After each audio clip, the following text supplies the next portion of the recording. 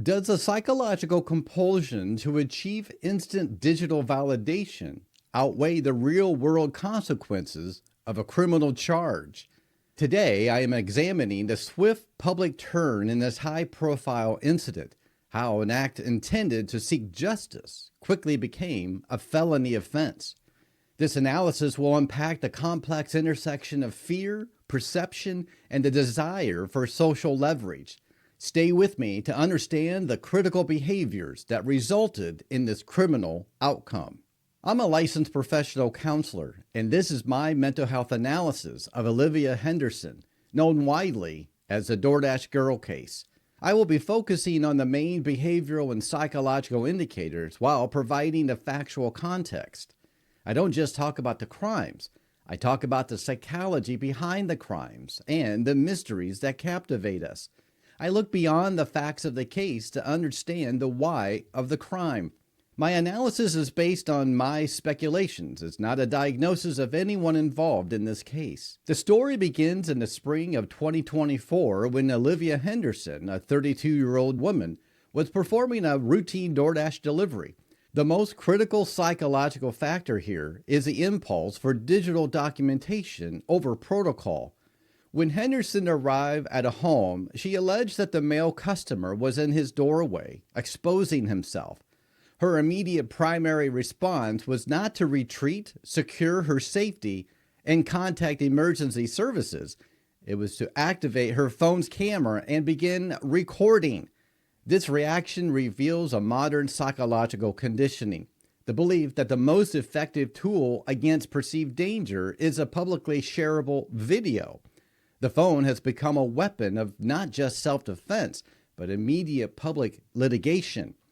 This impulse suggests a heightened reliance on external authority, in this case, the court of public opinion, to validate her experience and swiftly punish the perceived wrongdoer. This priority of capturing the moment over securing safety is a significant behavioral clue. The initial perception of the incident later formed on a strong contrast with the police findings, leading to a profound psychological shift in the case.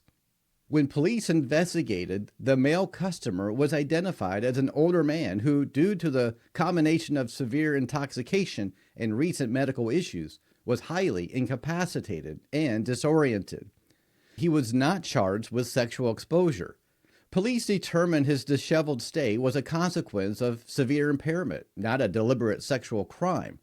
He was issued a citation for public indecency, an important distinction from the felony charges of sexual assault.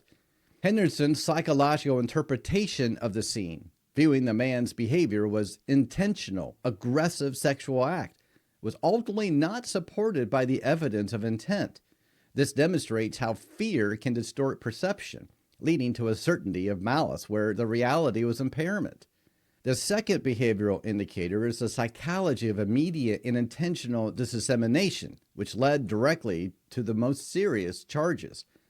Following the event, Henderson did not submit the video solely to law enforcement as evidence. She immediately uploaded it to social media platforms, where it rapidly gained millions of views and generated massive public outrage and support. This immediate move to share the dissemination of private images charge is a profound psychological act.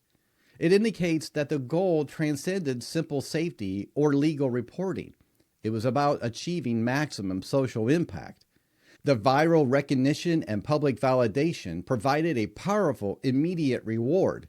She was transformed from an ordinary service worker into an instant public advocate and symbol of resistance. This sense of earned empowerment from the digital masses can become intoxicating. The problem, legally and psychologically, is that the pursuit of public validation can cross the line to unlawful surveillance and illegal sharing. The rush for social vindication overrode her understanding of privacy laws, which prohibit recording and sharing images of a person who has reasonable expectation of privacy, regardless of the perceived wrong. The public support that followed was intense. An online fundraising campaign quickly raised thousands of dollars to support her. The swift financial and emotional rewards served to further reinforce her belief that her actions were righteous and just. This process is a psychological feedback loop. Action is taken, public rewards are received, and the initial action is cemented as a morally correct in the mind of the actor. The later arrest and felony charges violently disrupted this feedback loop. Police stated that Henderson was charged with 2 felonies, unlawful surveillance and dissemination of private images. The legal system was directly punishing the behavior that the internet had just lavishly rewarded.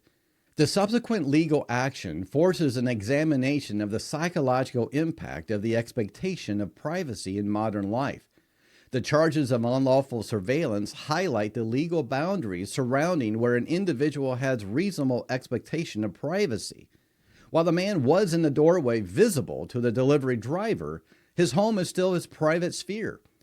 The psychology of this law recognizes that when someone is in their own home, particularly when incapacitated, they are entitled to protection from non-consensual recording and public distribution. Henderson's actions, therefore, were seen as violating the fundamental sanctity of the home and the right to not have a private, embarrassing moment broadcast globally. The focus of the legal system was not on the man's state, but on Henderson's decision to weaponize a camera and the internet against him. This disparity created severe cognitive dissonance for Henderson. She was forced to reconcile the public view of her victim hero with the legal view of her as a defendant who committed a serious crime.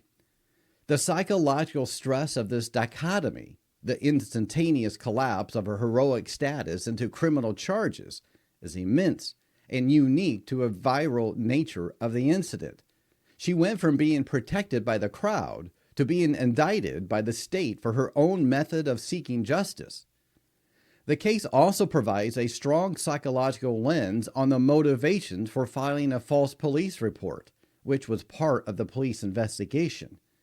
Police asserted that Henderson knowingly made a false statement to law enforcement about the incident. She was not charged with filing a false police report, but the investigation found her account of the deliberate malicious exposure was not supported.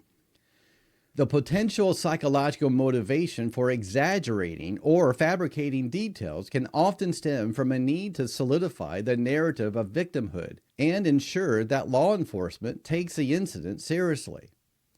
She felt that the actual facts of the intoxicated, disoriented man were too ambiguous to warrant a strong response. The subconscious impulse to heighten the perceived severity of the crime could become a powerful factor.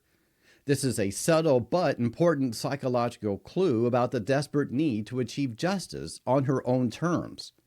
The fact that the police pursued charges against her while only citing the customer for public indecency underscores a critical psychological point. The crime of the camera became legally more severe than the crime at the door. The final psychological area to analyze is the long-term consequences of public humiliation and criminal charge. Henderson faces the possibility of prison time for the felonies, as well as the immediate psychological burden of having her life and face inextricably linked to a polarizing criminal event. She went viral not once, but twice, first as a hero and then as an arrested suspect. The sudden withdrawal of public sympathy and the pivot to legal defense create an environment of extreme psychological vulnerability. The case serves as a profound modern example of how misplaced judgment and the lure of digital fame can have devastating life-altering consequences. Her ambition to use the phone as a tool for immediate justice became the exact mechanism of her legal downfall. The true crime here, in the psychological sense, is the failure of judgment driven by the pervasive need for social validation, leading her to commit felony offenses while attempting to right a perceived wrong. The final outcome reminds us that regardless of perceived intent, legal boundaries and the privacy rights of others remain absolute. Wow. What did you think about this case? It's one of those mind-boggling things that I don't think Olivia was a criminal before this, and she was certainly not thinking, I'm sure, that she was committing a felony. She was probably thinking, Wow, this is a very bizarre case. I'm going to share it. And that's one of the problems about our digital society these days. We try to capture bizarre things on the internet and we post it to social media and we're hoping for the video to go viral. And the problem is a lot of times our judgment supersedes the reality of why we shouldn't do it. But we don't often think about that. It's our own impulses. And so that's what happened here. Olivia, I'm sure, totally regrets what she did. She's now kind of internet famous, at least for now. So what did you think about this case? Were there elements about Olivia's behavior that were surprising to you? Do you see this a lot in young adults who post things on the internet that maybe they shouldn't? Were there any elements that stood out to you? Let me know in the comments.